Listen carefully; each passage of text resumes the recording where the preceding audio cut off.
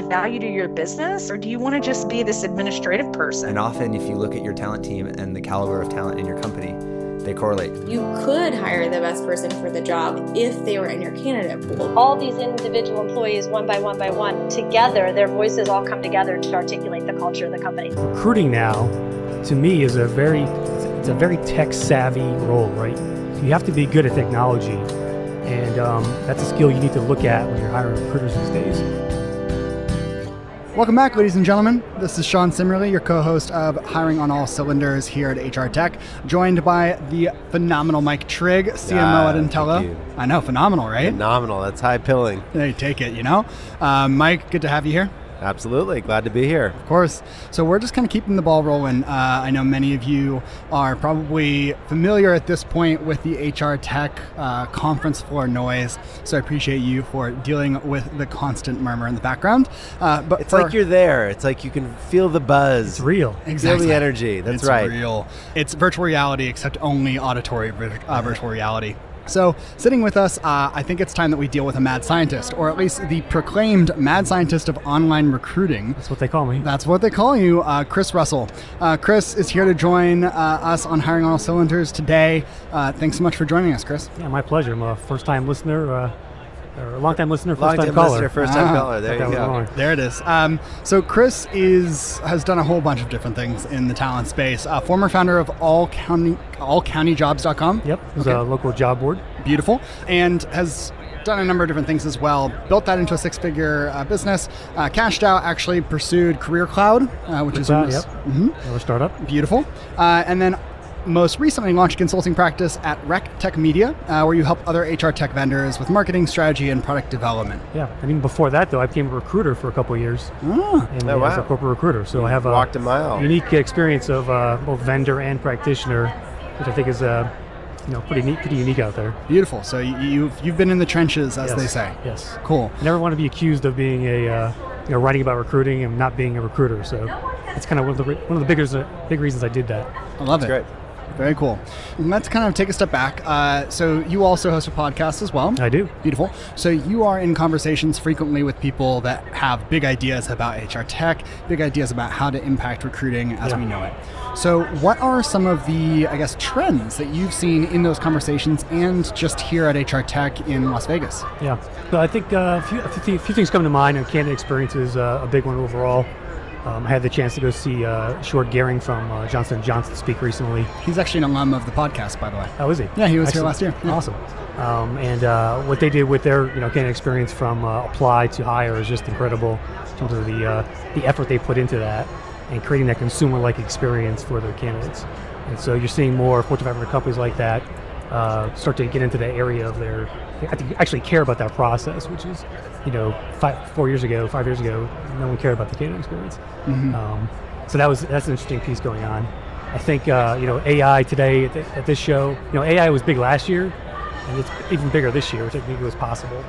So every vendor is touting artificial intelligence. Yep, it's in just about every banner you see. Yes, exactly. Mm-hmm. And to the average recruiter, I don't know if that means anything to them, to be honest with you. I think I call it more automation intelligence.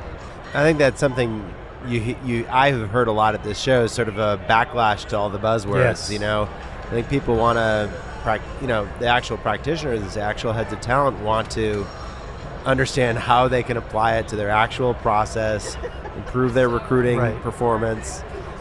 They don't want the buzzwords. Yeah, metrics are great, case studies are great, but how does it affect me as an organization to hire better? I need to know that, and you need to explain it in a very simple, clear way with an ROI that I get out of it. And so what is that ROI? What does automation mean for that recruiter? How is that going to impact them in their day-to-day job?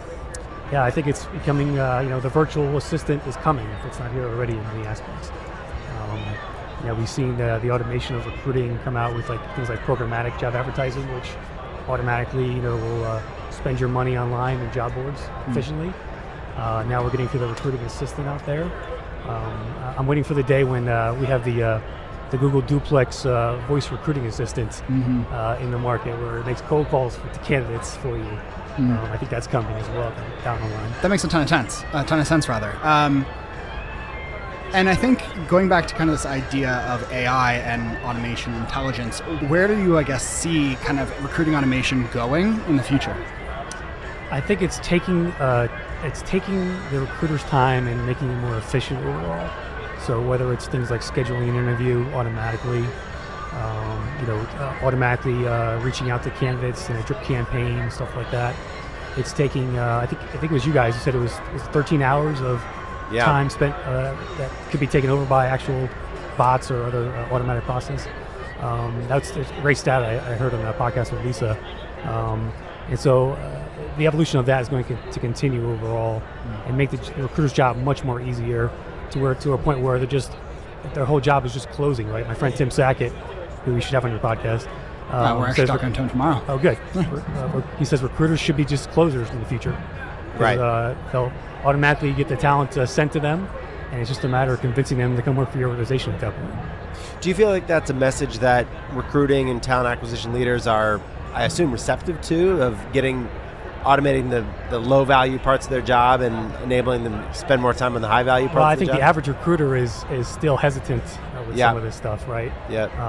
What's the hesitation? Or they're just afraid of technology because they're not used to it. They're used to just doing kind of more manual, paper-related processes in their day-to-day jobs. I was just talking to a vendor yesterday who was trying to pitch a tech solution to them, to an employer, and the employer did not get it. He's like, "Why should I use texting to communicate with candidates?" And that just struck me as a perfect example of what you're seeing out there on the vendor side in terms of when they're talking to these employers. And it's just the fact that these employers are so entrenched in the ways that they've been doing stuff for 20 years that it's hard for them to break out of that. And because they're not technologists, they can't see the light here as far as what tech can do for them from a recruiting standpoint. So it's definitely a challenge out there for vendors, but it's one that employers have to embrace because this technology is here and it makes your job easier. And if you're not using it, you're going to just lose out on that war for talent. It's going to make your job much harder in the long run. One of the things that we've seen in some instances is sort of the kick the tires syndrome, where the talent team will try out some things and some number of their recruiting team, but not really go all in, not really embrace the technology as a full-blown platform, and hence sort of miss out on some of the value of the solution. Do you feel like that's starting to evolve from, sort of, again, kick the tires to more full-blown, implementing a full-blown platform and really embracing the business process change that comes along with that? Yeah, I think as a company, I think you need to have a product champion when you're doing a project, any kind of HR tech implementation project. My last corporate job, one of my last projects was taking us from Taleo to iSIMS. And so I was the champion of that. I pushed for it. I got management's buy-in for that, and I essentially did the whole project by myself. But you have to have that internal champion at the company to make this work. There's too many implementations I've seen out there and heard about where they just give kind of a, lack of a better word, a half-assed attempt at implementing it, not asking the right questions. Sometimes it's the vendor's fault too, not being proactive enough with the client themselves in terms of making the product what it should be. Like the Taleo instance we had at that company was just horrible. Whoever set it up had no interest in helping the company out, and so I got stuck with that problem. But it's really it's important for the company to and those internal stakeholders have to have a strong voice in there, and you have to really drive that implementation from within to keep it going and to make it work. So, Chris, one of the many hats you wear is you're also editor of Recruiting Headlines. As with your editorial hat on or lens on, what have been some of the big trends that you've seen and you expect to be writing on coming out of the show? Well, you know what? The sheer amount of funding in this space is mind-boggling, and it's just something that it's really fascinating to see and exciting to see as well. Last year I thought here at HR Tech we had Google here for the first time. I remember that, yeah. That to me was a kind of an inflection point in the industry overall.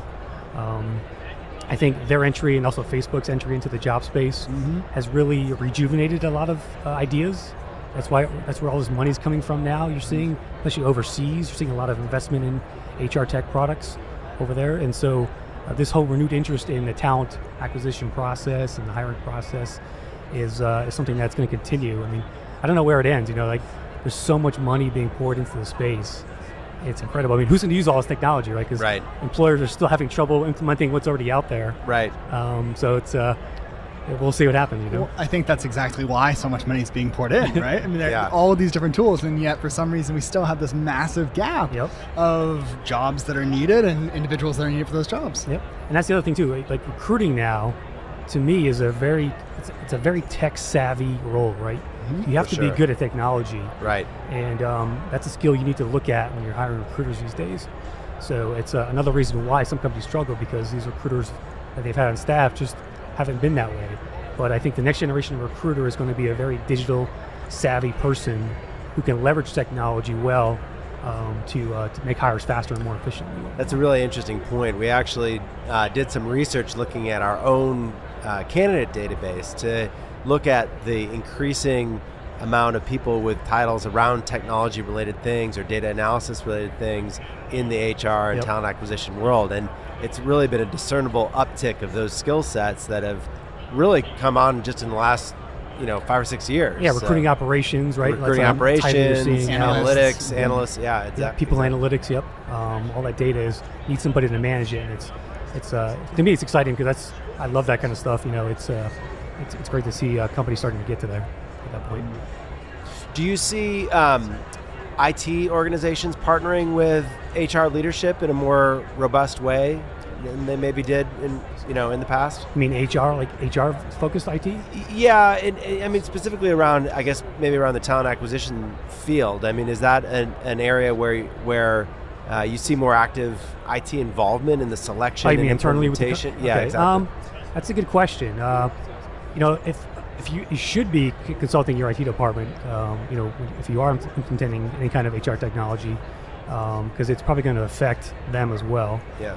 Overall, but it's a great question. I don't know. It depends on the company, but it's definitely something that you should be looking into if you're an organization.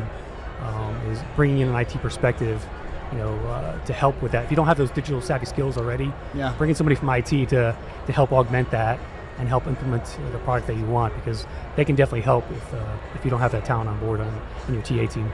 Yeah, I mean, if we need more technologists or individuals that have those skills, then absolutely you should involve the technologists that you already have on your payroll. I wish companies would take a harder look at those types of roles in an organization overall, whether it's recruiting, marketing people, bringing more marketers on your staff overall, bringing more IT people to help with those implementations, because it's a digital world and we're just swimming in it. Well, that's part of the reason I ask is, sometimes you run across organizations that are almost blocked by their own internal IT department, especially around data compliance issues and regulatory concerns and things like that. That's more on the legal side, but those, it's hard enough to get done what you need to get done without having to sort of fight off internal teams. And I think if other parts of the organization, marketing department or sales department, wouldn't hit those hurdles, I think the internal IT team would expect to be able to be more actively helping them. That's not always the case with a recruiting team or even the broader HR organization. Yeah, absolutely. Marketing too. Like I've heard some companies like, you can't get a careers link placed on the homepage because marketing won't let you. I'm like, come on, people. I mean, that real estate is valuable. You should be promoting your jobs as much as you can, wherever you can. Precisely. Well, what are some of the, picking up on the themes here at the event, what are some of the predictions of things you think are coming in the future for the field of talent acquisition specifically, or HR more generally? I'm really excited about the video stuff coming out. I like the chatbots. I think are helping in the process. To me, I think the apply process should be just about done with the chatbot. Just answer a couple of questions, automatically sync your LinkedIn profile, and off you go. So that whole candidate experience, I think, is really interesting and becoming more consumer focused. So I'm really excited about that. The video stuff to me is, no-brainer. As a company, you should be showcasing your jobs as much as possible and bringing those to life and making yourself more human, right? I mean, there's too many companies just hiding behind their walls, not giving candidates an experience of what it's like to work there. And you have to have that mindset. You have to have that marketing mindset. And a lot of these tools will help you to do that.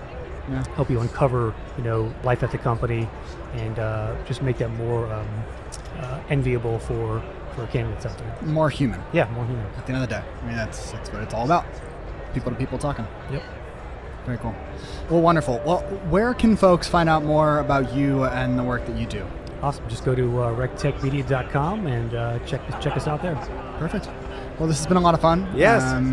Looking forward to some more podcasts coming down the pipe. But today was a good one. Chris, thanks for joining. And pleasure, make sure guys. to check out his podcast, RecTech. RecTech. It's called RecTech. Find it in iTunes. Beautiful. Thanks Thanks guys. so much.